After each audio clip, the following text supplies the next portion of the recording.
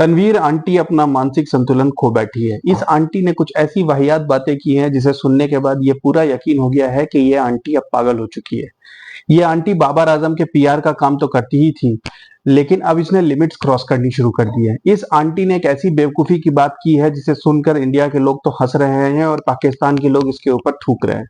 इस आंटी ने कहा है कि गौतम गंभीर एक पर्ची है, पर्ची यानी सिफारिशी, और गौतम गंभीर टीम इंडिया का कोच इसलिए बना है क्योंकि वो बीजेपी को बिलोंग करता है। बीजेपी जिनकी गवर्नमेंट अभी यहाँ पर है, इसका कहना है कि गौतम गंभीर टीम इंडिया का कोच इसलिए बना है क्योंकि गवर्नमेंट ने प्रेशर डाला है कि गौतम गंभीर को इंडिया का चीफ कोच बनाओ, अदरवाइज वीवीएस लक्ष्मण को इंडिया का हेड कोच बनना चाहिए था। वीवीएस लक्ष्मण इंडिया के ए टीम या इंडिया के अंडर 19 टीम को कोचिंग करते हैं, और जब भी राहुल द्रविड़ एब्सेंट रहते थे किसी टूर पे, जैसे कि जिम्बाब्वे का टूर हो गया या किसी हल्के फुल्के टूर्स पर, वीवीएस लक्ष्मण टीम इंडिया के सीनियर टीम के भी कोचिंग करते थे। इसीलिए वीवीएस लक्ष्मण की बारी आनी चाहिए थी, लेकिन गवर्नमेंट ने प्रेशर डाल के, क्योंकि गौतम गंभीर की तो कोई कोचिंग एक्सपीरियंस है नहीं, ये बात जानने से पहले इस आंटी ने ये पता भी करना जरूरी नहीं समझा कि वीवीएस लक्ष्मण ने सीनियर कोच के लिए अप्लाई ही नहीं किया था। वीवीएस लक्ष्मण कंटेंशन में ही नहीं थे। वीवीएस लक्ष्मण ने बहुत पहले ही मना कर दिया था कि वो सीनियर टीम की कोचिंग नहीं कर सकते, लेकिन इस आंटी को पता नहीं था। इस आंटी को लगा कि जैसे पाकिस्तान के सीनियर क्रिकेटर्स टीवी पे बैठ के बाबर आजम को गालियां बकते हैं, शाहीन शाह अफरीदी को गालियां बकते हैं, इसको लगा कि मैं कुछ ऐसी बात कर दूं जिससे कि ये लोग भी आपस में लड़े।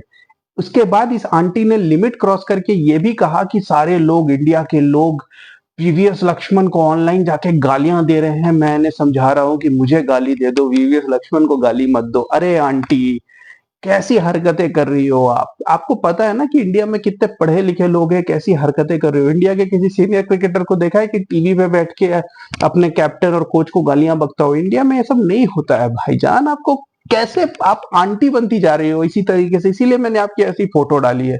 ऐसी बातें कौन करता है? पहले आप ये वीडियो देखिए इस आंटी की, और फिर मुझे बताइए कि ये आंटी कितनी लिमिट्स क्रॉस कर चुकी है।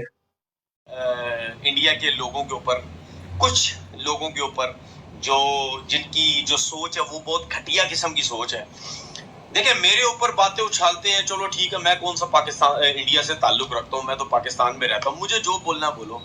मुझे हैरत हुई जब मैंने ट्वीट की या अपनी वीडियो में मैंने वीवीएस लक्ष्मण की बात की कि वीवीएस लक्ष्मण को गौतम गंभीर की जगह हेड कोच होना चाहिए था, क्योंकि जाहिर सी बात है गौतम गंभीर जिस पार्टी से ताल्लुक रखता है या जय शाह जिस पार्टी से ताल्लुक रखता है, उसी पार्टी की वजह से मुझे ऐसा लगता है कि गौतम गंभीर जो है वो हेड कोच बने। उसके बाद लोग वीवीएस लक्ष्मण को ही बुरा भला बोल रहे हैं, मुझे कह रहे हैं अब तुम वीवीएस लक्ष्मण की बात करोगे, वीवीएस लक्ष्मण कौन सा इतना अच्छा प्लेयर है, गौतम गंभीर बहुत अच्छा प्लेयर है। वीवीएस लक्ष्मण के ऊपर मैं ये समझता हूँ कि वीवीएस लक्ष्मण को पाकिस्तान इंडियन टीम का हेड कोच होना चाहिए था, क्योंकि जाहिर सी बात है वो बी टीम के साथ काफी टाइम से वो हेड कोच थे।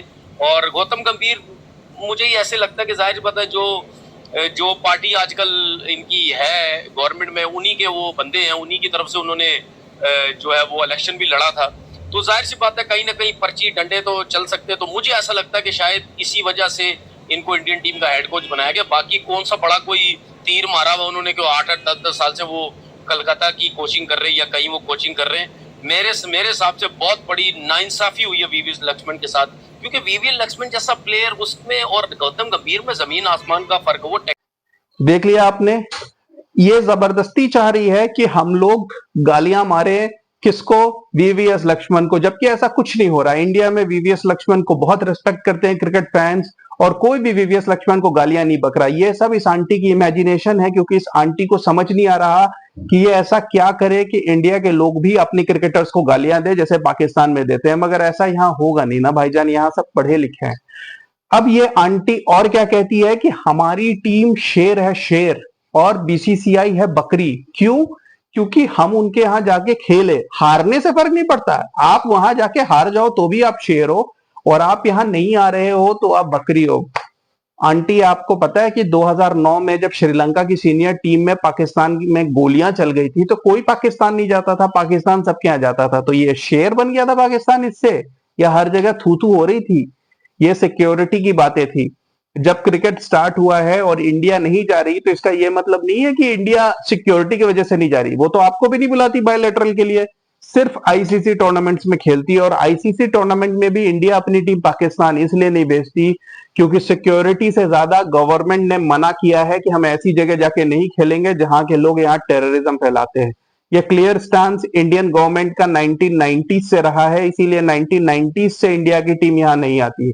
रहा पाकिस्तान का सवाल, पाकिस्तान की वो फिलहाल वो पोजीशन ही नहीं है कि वो ना कर सके, उन्हें फंड्स की कमी रहती है। वो कोई भी आईसीसी टूर्नामेंट हो, चाहे वो नेपाल में हो, श्रीलंका में हो, इंडिया में हो, पाकिस्तान सिर्फ हल्ला कर सकता है कि हम नहीं जाएंगे। वरना एशिया कप में इंडिया नहीं गई, अगर शेयर होते तो उसी टाइम मना कर देते कि हम नहीं जाएंगे वर्ल्ड कप खेलने, आपको तो आना था क्योंकि आईसीसी से पार्टिसिपेशन की फीस मिलती है। और इस बार भी बीसीसीआई की मर्जी है वो अपनी टीम भेजे या नहीं भेजेगी, तो आप चाहे जितना भी हल्ला कर लो, आप खेलोगे हाइब्रिड मॉडल में, आप बिना इंडिया के खेल नहीं सकते, इंडिया को आपकी जरूरत नहीं है। ये बात इस आंटी को समझ नहीं आ रही। इस आंटी को लगता है कि मैं कुछ ऐसा बोलूं जिससे पाकिस्तान के लोग मुझे प्यार करने लगे, क्योंकि पिछले कुछ दिनों से जो ये बाबर की पीआर करते हैं, पाकिस्तान के लोग भी इन्हें गालियां बकते हैं। और जो पाकिस्तान के लोग ये वीडियो देख रहे हैं और उन्हें लग रहा है कि मैं गलत बोल रहा हूं, आप ये वीडियो देख लीजिए जहां पर ये आंटी इंजमाम को कह रही है कि इंजमाम लेजेंड नहीं है। क्यों? क्योंकि इंजमाम ने इमामुल हक को टीम में लाया तो वो लेजेंड नहीं है। इंजमाम ने 11,000 10,000 रन बनाए हो, 120 टेस्ट मैच खेले हो, वो लेजेंड नहीं है, क्योंकि एज ए सेलेक्टर उसने अपने भांजे को भतीजे को टीम में ले आया। अरे भैया, क्रिकेट खेलना अलग चीज है, एक सेलेक्टर की जॉब अलग चीज है। आज Rahul Dravid as a coach fail हो जाते तो क्या वो क्रिकेट के उनके सारे रन और सेंचुरी जीरो हो जाती? पहले आप ये वीडियो देखिए और देखिए कि इस आदमी ने कैसी बातें की हैं। हम शेर हैं, हम गए तुम्हारे घर पे, जीते हारे जो भी तुम्हारे घर से होके आए, तुम आओ हमारे घर पे, हराओ, चैंपियन ट्रॉफी जीतो, फाइनल। किसने मना किया? आओ मारो पाकिस्तान को, मारो सारे मैच, सारे मारो दूसरी टीमों को, फाइनल जीतो, जाओ घर, हम एप्रिशिएट करेंगे। चलो जी, पाकिस्तान है, हरा के गए, चैंपियन ट्रॉफी जीत गए। लेकिन किसी के घर में जाना ये शेर का काम है, ये किसी बकरी का काम नहीं है। इसमें तो कोई दो राय नहीं है कि चैंपियन ट्रॉफी पाकिस्तान में ही होगी। लेकिन अब किसी टीम को तकलीफ है या नहीं है आने की, वो उनको खुद पता है कि उनको कहाँ पे तकलीफ हो रही है, कौन सी जगह पे तकलीफ हो रही है, किस जगह पे तकलीफ हो रही है और क्यों तकलीफ हो रही है। जाहिर सी बात है, मैं इंडिया की बात खुले डुले तरीके से किया करूंगा। मुझे कोई प्रॉब्लम नहीं है, मुझे कोई कुछ बोलता है, कोई कुछ नहीं बोलता, क्योंकि मैं चमचा तो हूं नहीं इनका और ना इनका चमचा बनना चाहता हूँ। बात सीधी सीधी ये है कि अगर आईसीसी जो है वो एक कौंसल है और आईसीसी किसी टीम के ऊपर प्रेशर नहीं डाल सकता, तो उस रीजन की वजह से शायद इंडियन बीसीसीआई ये बोले और इंडियन गवर्नमेंट ये बोले कि जी ठीक है, हम अपनी टीम को नहीं भेजना चाहते। ये रीजन सामने रख के कि जी आईसीसी तो कुछ नहीं कर सकता।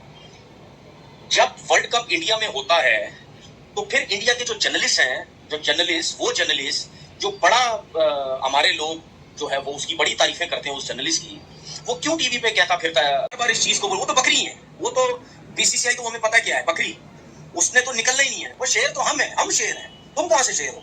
वो बकरी हो तुम। चूड़ियां पहनो, जिस तरह मैंने बोला था, चूड़ियां पहनो। ये शेर का काम है, शेर ही किसी के घर में जाता है, चाहे वो कामयाब होके आए या ना आए, वो दलेर होता है। समझ आ गई? तो पाकिस्तान क्रिकेट बोर्ड को इस पे स्टैंड जरूर लेना चाहिए। और मैं वो क्रिकेटर नहीं हूं ओ जी हाइब्रिड पे चले जाओ, ओ जी चमचे बन जाओ, नहीं, मैं वो क्रिकेटर हूं जो 100% पाकिस्तान क्रिकेट बोर्ड के पीछे खड़ा हूं किस मामले में कि हाइब्रिड बिल्कुल नहीं होना चाहिए और चैंपियन ट्रॉफी भी पाकिस्तान में ही होना चाहिए। ये लेट्स सी देखी जाती है, जब आएगा टाइम फिर उस वक्त देखा जाएगा क्या होता है क्या नहीं होता।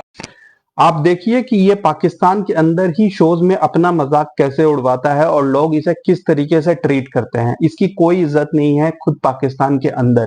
कि इंजमाम को एक लेजेंड नहीं मानता, कहता है मैं तो नहीं मानता चाहे बाकी दुनिया माने, क्योंकि इमाम को ले आया टीम में। वकार यूनिस, जिसे ये बाद में अपना हीरो कहेगा, उस वकार यूनिस को ये अपने कैरियर के लिए ब्लेम करता है, कहता है कि वकार यूनिस की वजह से मैं नहीं खेला।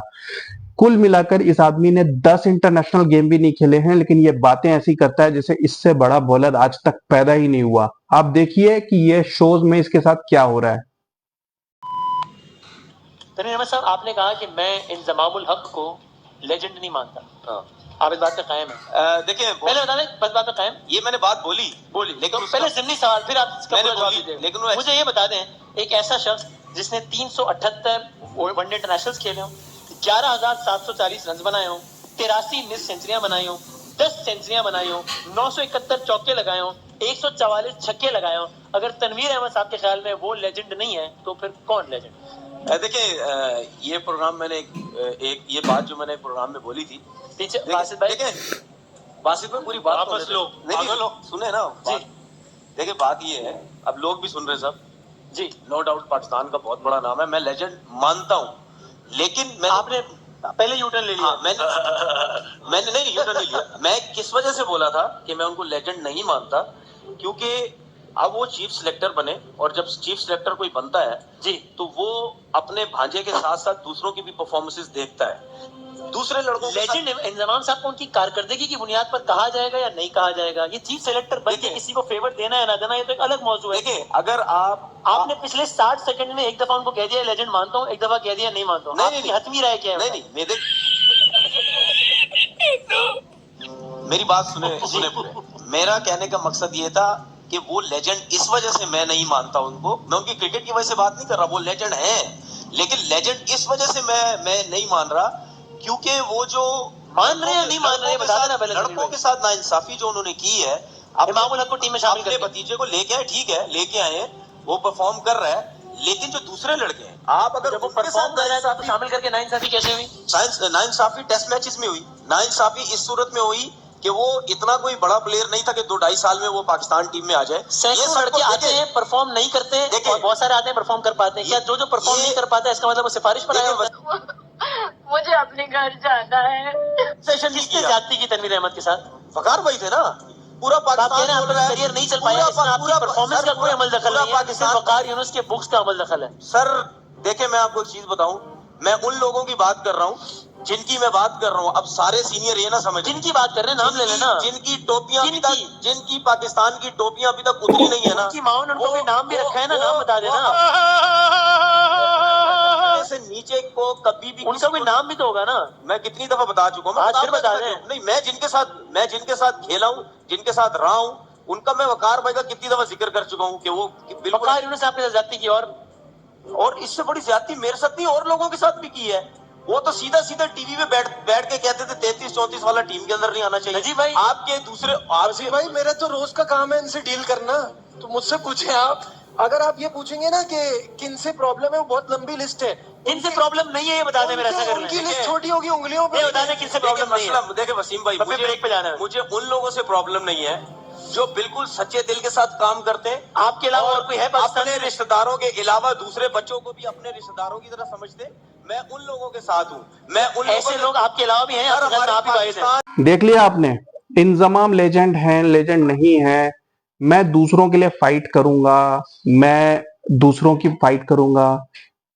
आप कैसे फाइट करेंगे सर? आपकी तो खुद की फाइट करने की पोजीशन नहीं थी, आप 4 टेस्ट मैच खेल पाए मुश्किल से, आपने 2 ओडीआई खेले हैं, 1 टी20 खेले हैं, और आप कह रहे हो आप दूसरे प्लेयर्स के लिए फाइट करोगे। पहले आप अपने लिए तो फाइट कर लेते। ये तो खुद ही कहा पाकिस्तान के जर्नलिस्ट ने। ये देखिए, ये कि मैं यहाँ पे बैठा हूँ अपने लिए नहीं, मैं लड़कों के लिए बैठा हूँ, दूसरों के लिए फाइट करने के लिए बैठा हूँ। सिर्फ मैं ये कहता हूँ कि लड़के इतने कमजोर है वो खुद नहीं फाइट कर सकते अपने लिए। नहीं, जो लड़का फाइट कर सकता, आपके प्रोग्राम में आते तो हैं सर। आप अपने लिए तो फाइट कर नहीं सके, इतनी लंबा आपका कैरियर है, और कितने आपने 5 टेस्ट खेले हैं टोटल। कोई बात नहीं, तो आप अपने लिए तो फाइट नहीं कर सकते, दूसरे के लिए क्या फाइट करें?